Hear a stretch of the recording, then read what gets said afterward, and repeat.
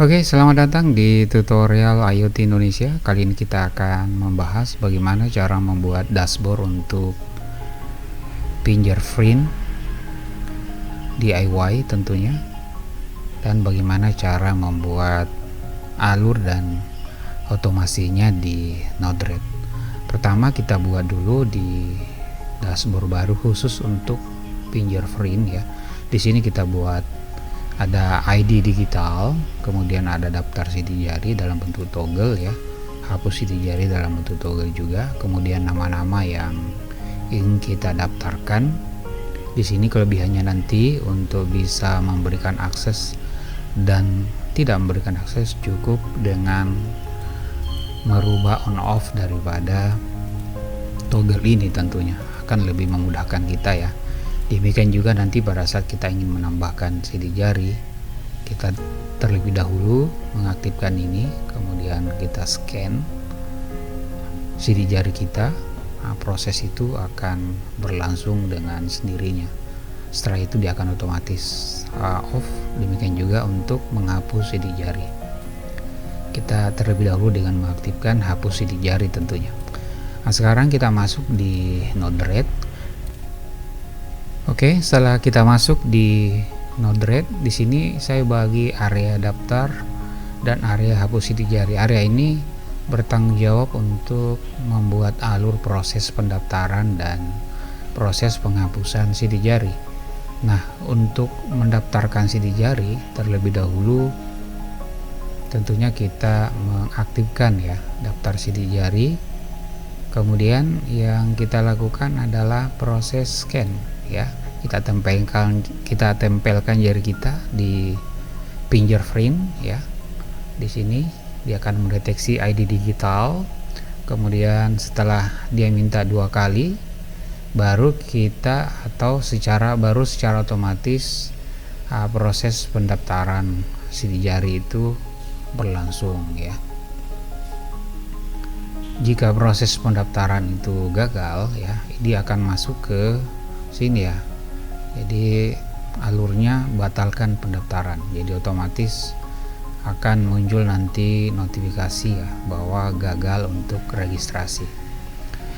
Kemudian untuk proses selanjutnya, setelah proses pendaftaran sidik jari ini selesai, ada satu otomasi yang kita buat ya. Artinya setelah selesai nanti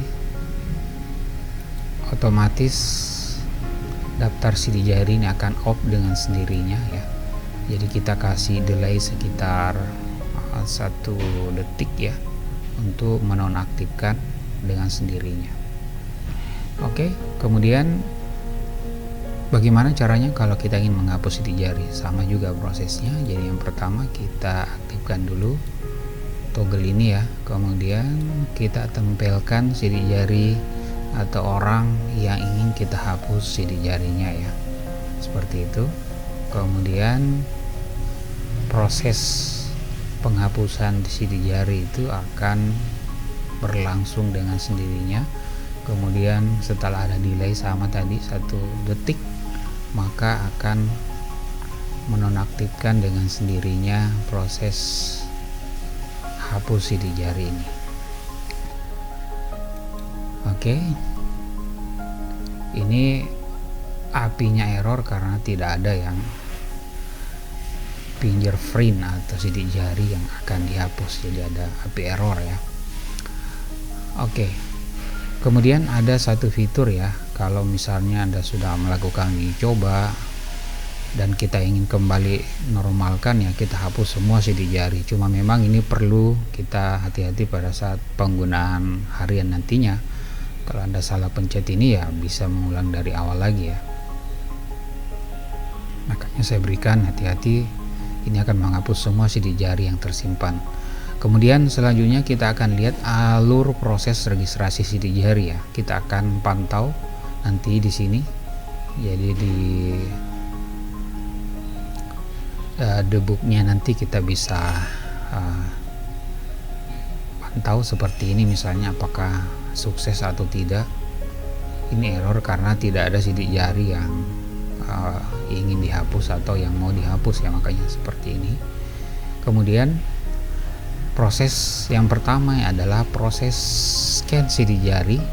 Kemudian sidik jari jika tidak terdaftar akan muncul pesan juga.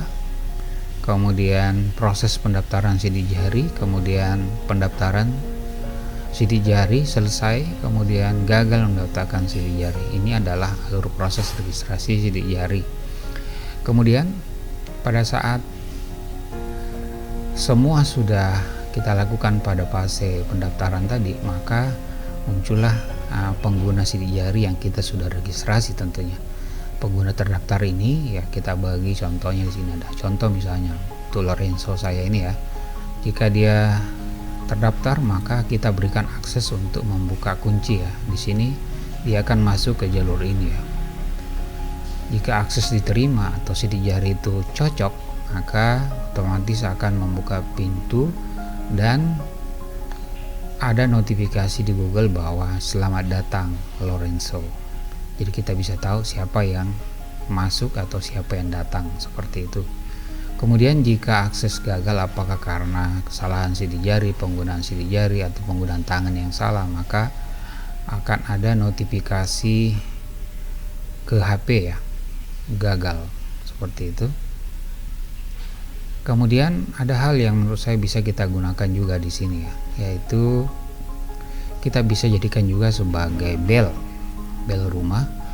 Jadi menurut saya sih one stop service ya. Jadi kita bisa menggunakan satu device, bisa juga digunakan sebagai bel rumah. Kenapa?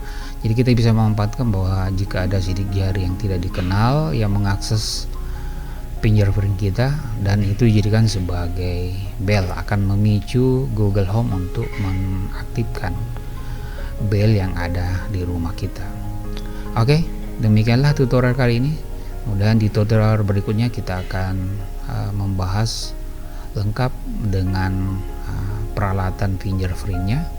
Jangan lupa komen, like, dan subscribe. Assalamualaikum warahmatullahi wabarakatuh.